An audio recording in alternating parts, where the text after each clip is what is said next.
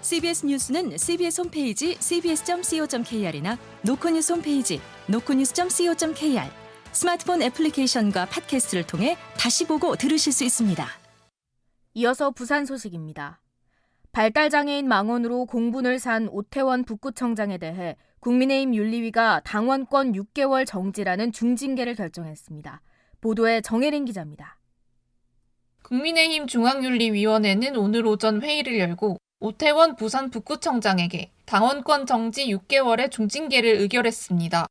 징계 사유는 민심 이탈과 품위 유지 위반. 국민의힘 윤리규칙은 성별과 나이, 사회적 약자 등에 대한 편견이나 차별을 노골적으로 드러내는 언행을 해선 안 된다고 명시하고 있습니다. 윤리위는 오 구청장이 발달장애인과 관련해 부적절한 발언을 해 당 윤리 규정을 위반했다고 판단한 겁니다. 국민의힘 중앙윤리위원회 관계자입니다. 당규를 위반해서 민심을 이탈하게 될 경우에는 징계를 할 수 있도록 되어 있어요. 장애인 차별 발언으로 인해서 민심을 이탈했기 때문에 그렇게 징계를 한 겁니다. 당원권 정지는 탈당 권유, 제명과 함께 중징계에 해당합니다. 오 구청장은 지난 17일 언론 간담회에서 발달장애인을 낳지 말았어야 하는데 낳은 잘못이라고 말해 큰 공분을 샀습니다. 오 구청장은 비하 의도는 없었다며 아이가 건강하게 태어났다면 좋았을 것이란 뜻이라고 해명했으나 장애에 대한 차별적 인식이 드러난다는 비판을 받으며 분노에 더욱 부채질을 한 바 있습니다. 이에 더불어민주당을 비롯한 정치권과 시민단체에서도 비판이 쏟아졌고 북구의회 민주당 의원들도 성명을 내고 강하게 규탄했습니다.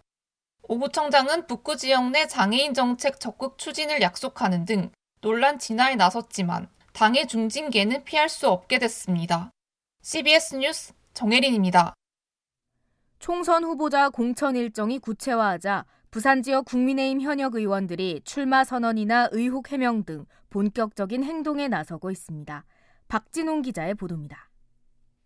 국민의힘 이주환 의원은 오늘 기자회견을 통해 연제구에서 재선에 도전하겠다고 선언했습니다. 지난 4년간 황령 3터널 건설 확정 등 지역 현안을 해결했다고 강조한 그는 도시철도 제2센텀 순환선 신설 등을 재선 공약으로 제시했습니다. 부산에서 국민의힘 현역 의원이 총선 출마 기자회견을 가진 건 이 의원이 처음입니다. 이주환 의원입니다. 우리가 뭘 할 것인가를 미리 청사진을 보여드리고 그걸 판단받는 것이 옳은 것이지 이게 공천에 유리하고 불리하고 그런 걸 떠나서. 같은 당 소속 부산진을 이현승 의원은 자신을 둘러싼 주식 과다 보유 논란을 해명하는 기자회견을 열었습니다. 부산경실련은 이 의원이 5억 이상 주식을 보유하고 있다며 국민의힘의 공천 배제를 요구했는데 이 의원은 사실관계를 확인하지 않은 흠집내기라고 받아쳤습니다. 해당 주식은 회사 설립 자본금으로 26년째 가지고 있는 데다 직무 관련성이 없어 계속 보유할 수 있다는 국회 사무처 해석도 받았다며 경실련의 입장 철회를 요구했습니다. 이처럼 현역 의원들이 적극적으로 나서는 건 국민의힘이 공천 일정에 속도를 내고 있기 때문으로 풀이됩니다. 국민의힘은 면접 심사 등을 거쳐 다음 달 말까지 지역구 공천을 마무리한다는 계획이어서 출마를 염두에 둔 현역들의 움직임은 더욱 활발해질 전망입니다. CBS 뉴스 박진홍입니다.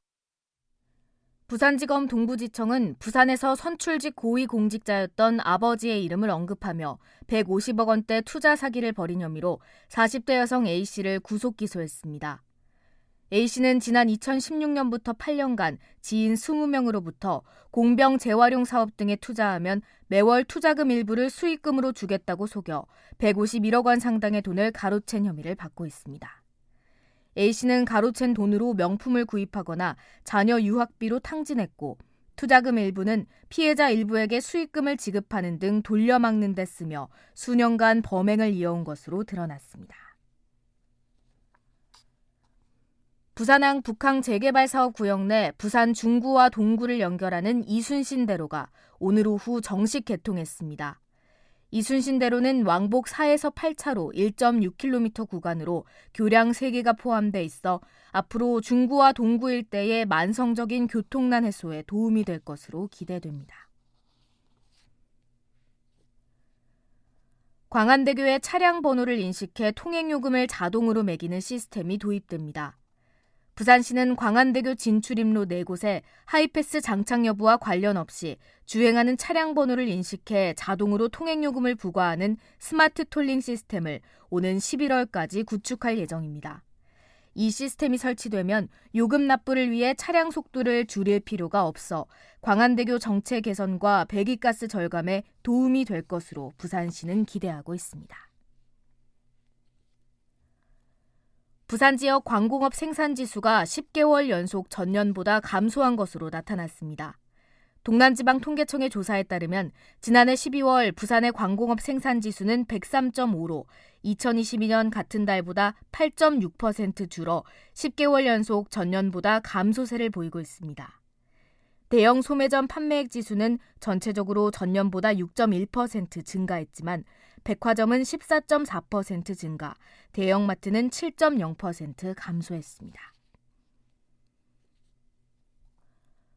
부산 지역 제조기업 60% 정도가 올해 매출이 지난해와 비슷할 것으로 전망했고 올해 경영 전략은 안정화를 최우선으로 꼽는 것으로 조사됐습니다. 부산 상공회의소가 지역 제조기업 250곳을 대상으로 조사한 결과 전체의 59%는 올해와 매출이 비슷하고 증가는 27.1%, 감소는 13.9%로 전망했습니다. 올해 가장 큰 대내외 리스크는 고유가와 높은 원자재 가격이 44.4%, 자금 조달 부담이 26.1%, 전쟁 등 돌발 이슈를 16.1%로 꼽았습니다. 지난 26일 부산 기장군의 한 숲에서 벌목 작업을 하던 60대 노동자 A씨가 쓰러지는 나무에 부딪혀 숨진 사고와 관련해 기장군청이 발주한 사업으로 확인돼 중대재해 처벌법 적용 여부에 관심이 쏠립니다. 부산 고용노동청은 정확한 사고 경위와 안전규정 준수 여부 등을 조사한 후 중대재해법 적용 여부와 대상자를 확정할 예정이라고 전했습니다. 중대재해법은 노동자를 중대산업재해에 이르게 한 경영 책임자를 처벌할 수 있기 때문에 도급 주체인 기장군을 대표하는 군수가 처벌 대상이 될 가능성도 나오고 있습니다.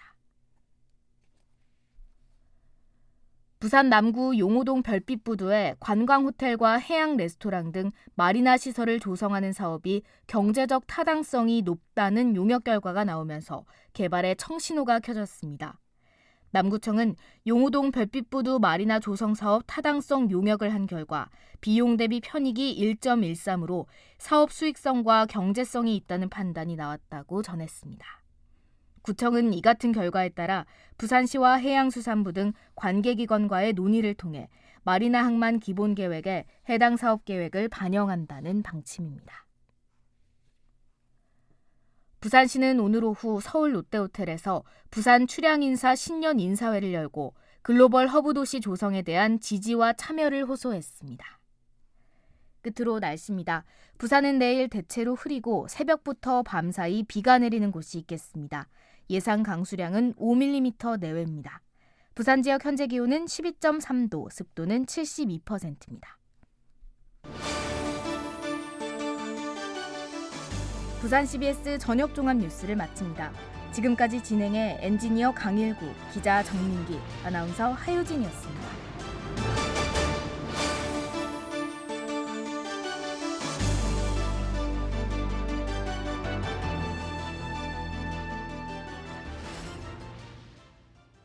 CBS